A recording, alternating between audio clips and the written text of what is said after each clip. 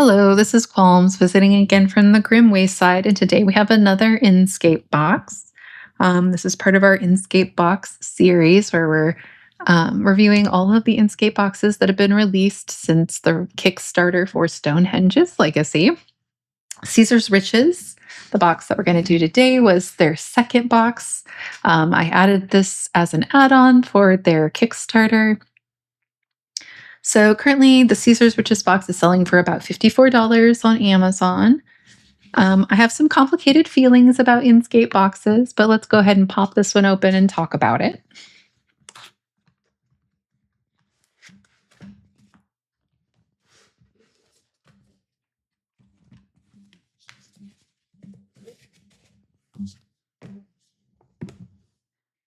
So Caesar's Riches looks like the Pantheon, which is kind of cool. It's one of my favorite buildings in the history of Roman architecture.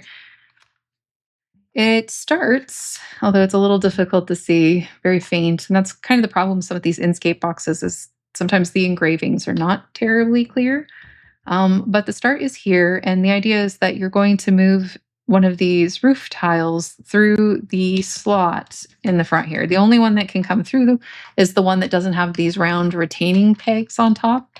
This piece started out over here, between these two pieces that have the little wings on it. So they made one picture here. The other picture here was a picture of a Roman centurion in a helmet. I did not reset this all the way because I found this puzzle monumentally frustrating. It wasn't sliding easily. The pieces kept getting jammed up under each other. There's a lot of wiggle room in them. They kept wanting to turn a little bit. And so in the end, after manipulating it for a while, I just broke down and I outsourced the problem to my husband. I said, I will go see Thunderbolts with you, which I am not excited about. If you will please just solve this stupid puzzle for me. So he solved it for me. He came through, and this piece slides out to reveal the next puzzle answer, which is BDA, the letters that go into the sliders. If you flip it upside down, and you look at these three little sliders over here, in order to release this sword piece, you use the letters BDA. And I accidentally solved this because these sliders tend to get stuck in the solved position. They're a little hard to read here. One in front of the other. I accidentally solved this all by itself because they do tend to get stuck in the solved position, and this piece just comes out anyway. But that little sword piece pulls out of the side. And what that does is that releases a drawer on the back. It wants to fall way in. You can see the little retainer here where those sliders go. Oops.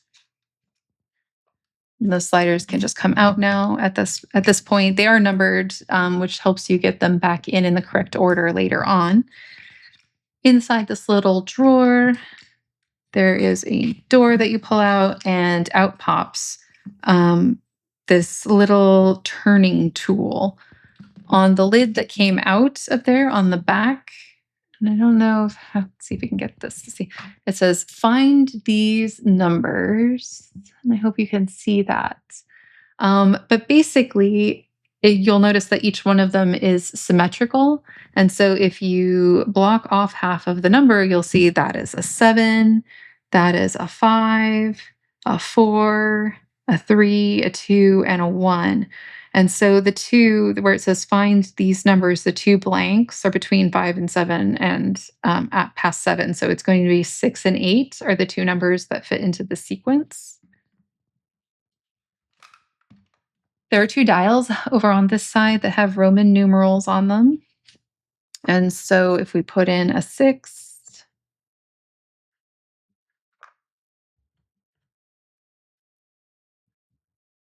we put in the 8, and then we use this, we stick this in here to turn the drawer.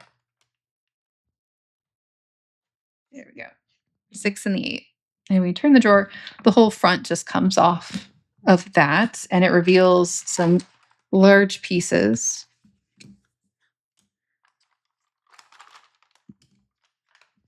These large pieces are themselves Roman numerals, and they have the holes in them. If you look inside here, and this is something that Inscape puzzles really like to do, I don't know if you can actually see it in the video, but up in the roof of this piece engraved in here, there is a 1 + 2 and a 3 + 4. So on this side, you can see there are cross hatchings, and those cross hatchings fit with both the 1 and the 2. The box inside told us that we should look at the 1 and the 2 together and then overlay the 3 and the 4 together. You know you have them in the correct position when a star appears in both of them. And for this side, the star is right here.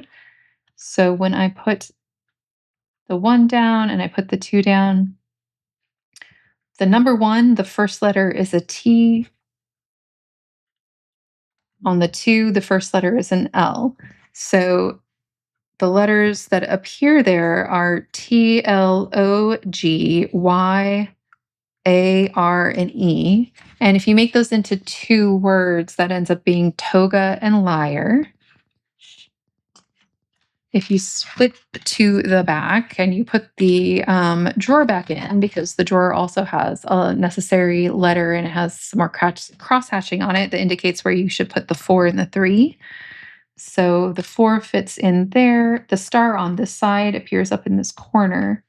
The 4 only fits in this position, and then the 3 you put in this position.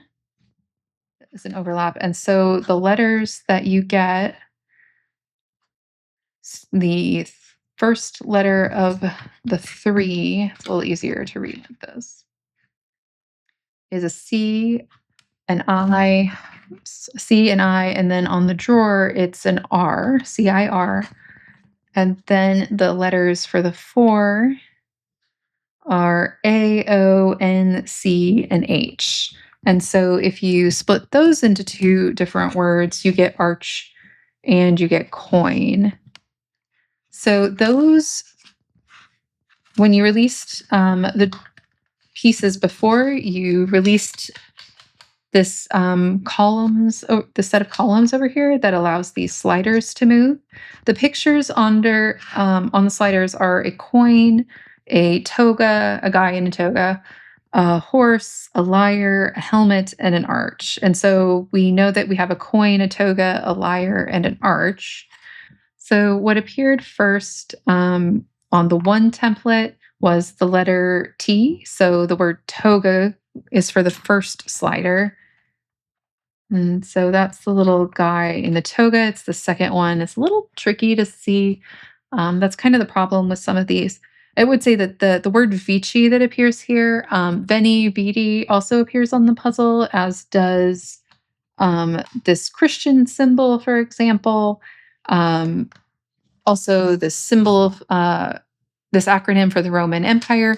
Those are all sort of red herrings. They don't actually have any meaning to the puzzle, which I don't like when puzzles do that. I feel like the way they've placed this Vici over these sliders should have some bearing or relevancy on it, but it really doesn't.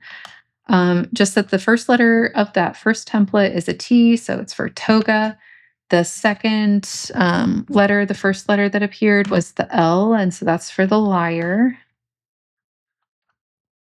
The third template, the first letter that appeared was C for coin. That's the very first symbol on here. And then the first letter that appeared in the 4 was A, so that would be the arch, which is the one that's all the way at the end over here. And so with those sliders in those positions, we should be able to pull out this long piece. This long piece folds in this sword piece with the dog, and then that held in this little drawer piece that you can pry off. It doesn't actually have a handle or anything, so it's a little tricky to get off. And that lower drawer is where the solution coin is. So This is the coin that appears in all of the puzzles that come from Inscape. This particular one, it looks like it has a silhouette of maybe a Caesar statue. I can see a little bit of a Colosseum up here in the corner. On the back, these are usually some indication of past and future puzzles. So the very first box they released was the Pharaoh's box, for example. Um, there's a cat and an eagle. I don't know if maybe that represents this box.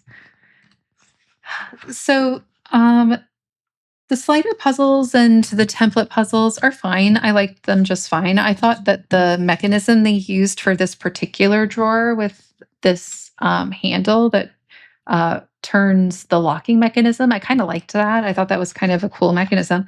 But I found this top slider puzzle so immensely frustrating just in how difficult it was, how often it jammed up. The pieces got caught under each other and would slide around. I found this puzzle so frustrating that it sort of colored my feelings about the rest of the puzzle. I felt like this window should have showed me something, for example. I felt like these symbols or Veni Vidi Vici should have meant something. I don't know that this little helmet right here has any meaning or if it does anything. That's always very frustrating for me when a puzzle has superfluous information on it that doesn't lead to solving something. It feels a little tricky to the point of being inelegant. So this isn't my least favorite puzzle that Inscape has had, but it wasn't my favorite puzzle to solve either. I think it's great if you can get this on sale. It's not a bad puzzle. I don't actually think it's the hardest puzzle that they sell. So its difficulty of 4 out of 5 is maybe a little off. I think it's a little bit easier than that. Maybe they've adjusted that scale a little bit since this is one of the first puzzles they released. So would I buy this puzzle again? I would if I got it on the Kickstarter as an add-on because I got a pretty good discount. Would I buy it at full price? Probably not. I'd probably buy a puzzle from another company instead. So that is the solve and my thoughts on Caesar's Richest Puzzle from Inscape, and I hope you enjoyed the video. Thank you for joining me for another Puzzle Box Solve and Review. If you're interested in more Puzzle Box content, please like the video, subscribe to our channel, and hit the notification bell to be notified of our future videos.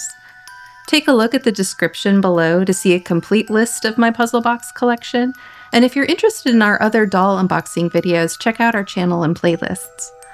Comment with your requests and your thoughts. Your support keeps us motivated. Hope you enjoyed the video.